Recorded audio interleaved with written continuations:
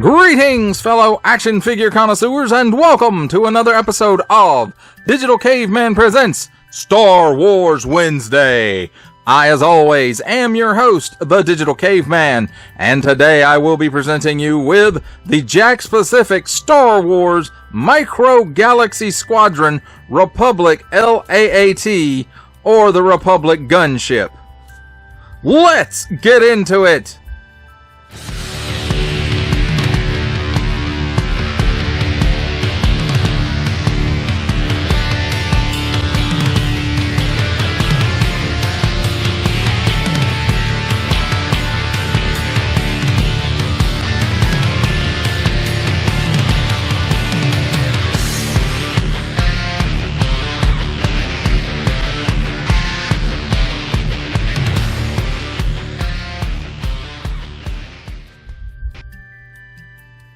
Let's start things off with a look at the packaging. And here we have on the top Star Wars Micro Galaxy Squadron, and a big window there to let some light in to the vehicle. Star Wars. Nice huge window showcasing the vehicle, and here's the figures. Micro Galaxy Squadron Series 2. Warning, don't stick things in your pie hole that don't belong there. Republic LAAT.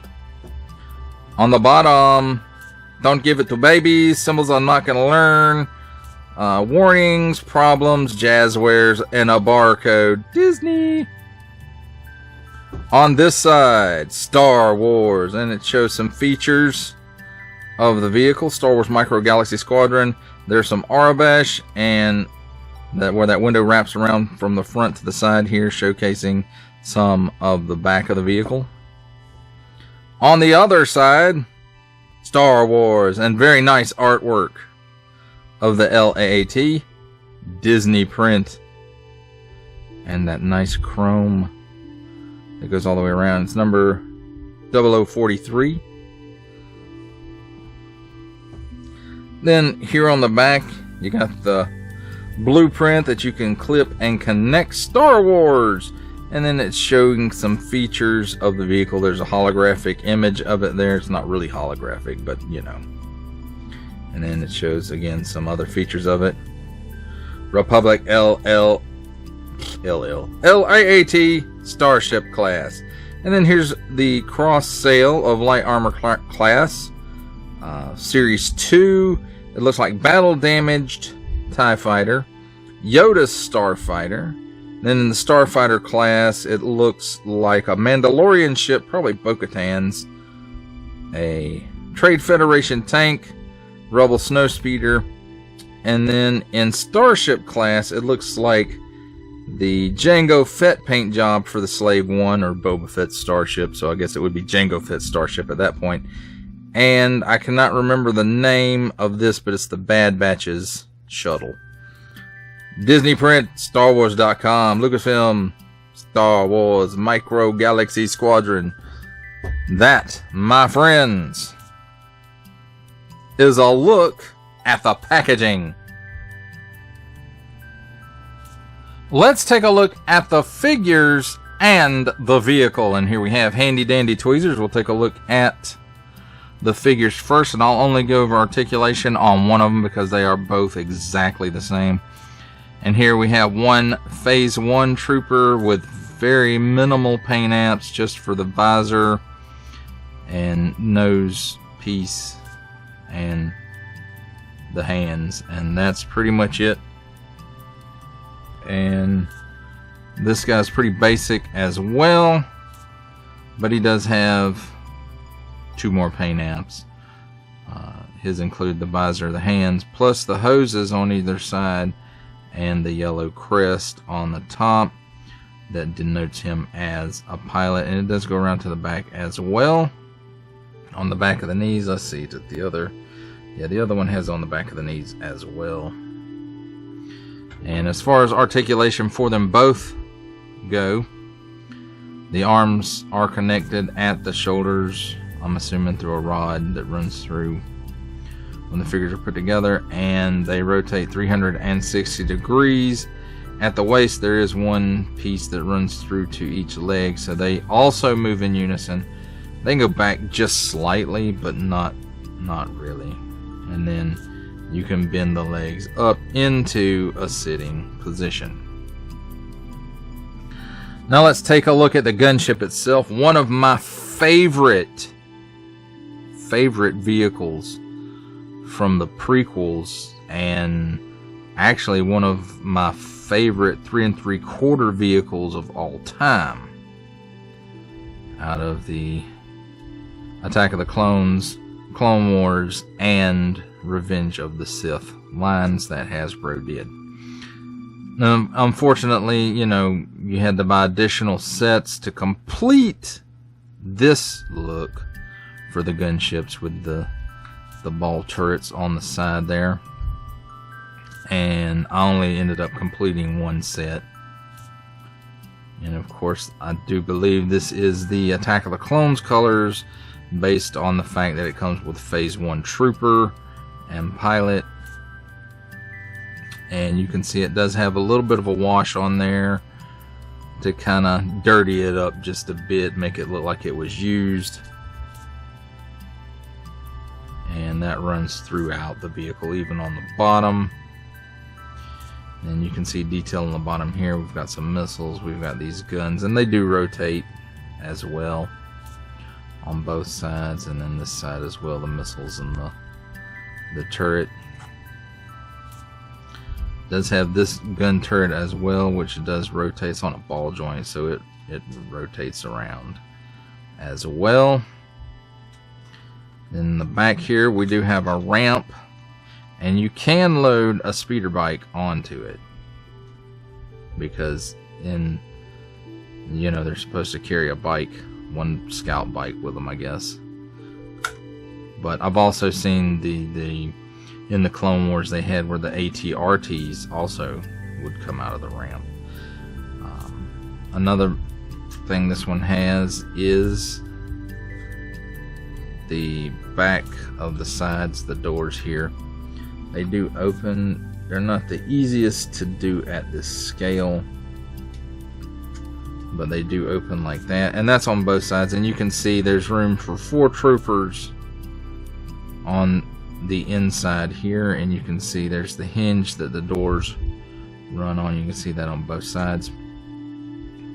And like I said, there's 2 on this side and 2 clips on that side. And as far as how those work, you just clip your guys in there carefully, because it feels a little flimsy at the top. But anyway, so they just clip in there like so. I would put the hands out first, like I didn't do, but you can slide them in and out of those more easily than trying to mash them and clip them in there. Another thing, now you see these hinge arms on the turrets, the big ball turrets, and you can move them forwards and backwards, but nothing at this point, and they don't tilt up and down or anything like that. And just push that back forward and then push it to close it up. It also has a panel up here that's supposed to open, and I might not have enough fingernails to get it open, folks. There we go. Handy dandy tweezers every time. And there you can see there's missiles, and they come out here. And the way this goes on is it just has some tabs on it, and it slides into place and then just clips down to hold into place. As far as the front end guns go, they do rotate around, and they do that on both sides. Accessing the cockpit, there's a hinge right here at the front and a little tab you can get a hold of at the bottom, and you just flip it open. You can see there's 2 seats in there, and you can just pop the one pilot in because he's the pilot, and the other one is a trooper. Although the trooper could sit in the co-pilot / gunner's seat if you wanted. So figure just goes right in there. Friction kind of holds him into place. And as far as the ball turrets go, you just kind of use your fingernails to open it up. And again, there's a nice little chair in there. And it's got a little bit of molded detail to it. And you just put your trooper, pilot, or whoever is going to be operating the gun into a seated position. And just kind of work them in there. And put their arms down over these two little knobs that are on the outside of the control arms. If you can. Looks like I can't right now. And then just close it back up. And it's the same on both sides. And again, you know, it swings on the arm. And that, my friends, does it for a look at the figures and, more importantly, the vehicle. It's time for my favorite part of a review, comparisons.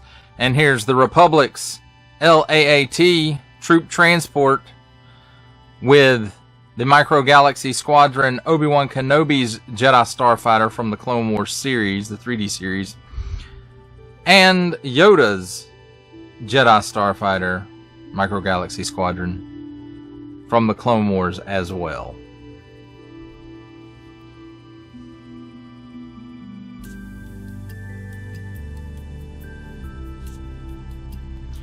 For our final set of comparisons, here we have the Republic's Clone Wars era LAAT with another ship that apparently hails from that era, the Razor Crest, as it appeared in The Mandalorian on the planet Arvala 7.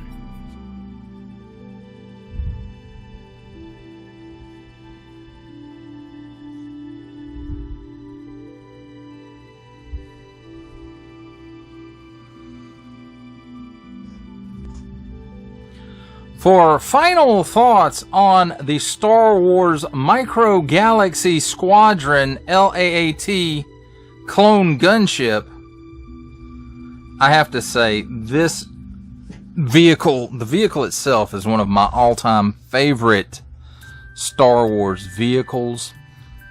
I've loved it ever since I first saw it in Attack of the Clones. And when Hasbro put out that first clone gunship for Attack of the Clones, I just thought that piece was almost perfection. It was almost perfection. It wasn't quite. Had lots of play features, had lots of detail, and it felt like the right size compared to the figures. Now, of course, it's probably not in the true scale, but what in these lines really is true scale, you know. Even ones that try to run in scale, like say the newer Transformers, try to run in that approximate 1:32 scale, but there are some vehicles that they just can't do that with and get the robots to the right proportions and the vehicles to the right proportion. Anyway, back, I guess, to the point I was trying to make. That first Hasbro gunship, which they re-released as Clone Wars with the shark deco on it, and then they re-released it again in Revenge of the Sith, and I don't think they've released it again after that, but it had firing missiles, the side doors opened, it had all the guns except for the two ball cockpit guns that swing out. It was many years later that they actually offered that set to upgrade your gunships with, and I only was able to get my hand on 2 of those to complete one gunship. So I have one of those gunships completed. It has both of the ball guns, it has the speeder bike, and, you know, all the additional pieces that it was supposed to have. And again, this is one of my favorite vehicles, and this one in particular, it feels right. Now the clips in the back that hold the troopers in, yeah, that takes away from it a little bit, but not really enough. And this has the right paint apps on it. It has that wash on it that makes it looks like it's been through some stuff. And this is a very, very nice addition to the Micro Galaxy Squadron. Now there are several releases of this, and I guess they all released kind of at the same time, but some of them were exclusives, and I have actually not seen them. No, I take it back. I did see one in a Target store. I don't remember what the paint deco was, but the difference is it comes with some extra troopers to kind of fill the ship out. And so, but I have this one, and this is good enough for me. At some point, I'm assuming that much like Action Fleet, that they will do accessory packs with troops and stuff in them for this line, if it keeps going strongly, because, you know, I need some stormtroopers to go with my Imperial Troop Transport. I need some clones to go with this, and maybe some Phase 2 clones, and another pilot, and some gunners, and just, you know. But again, I'm pleased with this. It has all the right features. Of course, it doesn't have any shooting missiles, and that's fine. I don't require shooting missiles. But at least this one came all together in one go. Well, that does it for the review. I hope that you enjoyed it. I enjoyed making it. Only support from viewers like you make this programming possible. Each view does count, and I do appreciate each and every single view that I receive. Thank you, and thank you so very, very much for supporting this channel through viewing. Comment below, like, share, subscribe if you'd like to see more reviews, or just help the channel out further, or both. That's even better. And don't forget to ding that bell so that in the future you will be notified as my new content becomes available. That's a wrap, folks. I'll see you next time.